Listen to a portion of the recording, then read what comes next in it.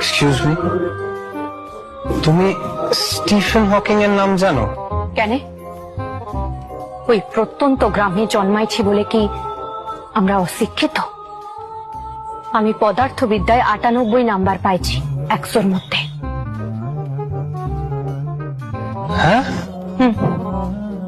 আর 2 number পাই নাই কেন জানেন?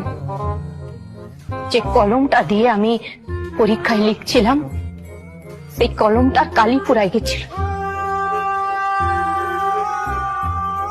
একটার বেশি 2টা কলম কেনার পয়সা ছিল না।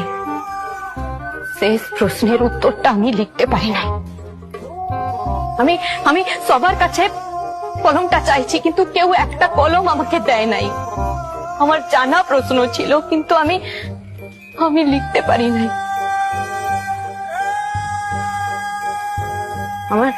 আমার 2টা নাম্বার কাটা গেছে। আমি ওই কলমটা দিয়ে কত ঘষেছি কিন্তু খাতার ওপর কোনো লেখা পড়ে নাই, কোনো লেখা পড়ে নাই।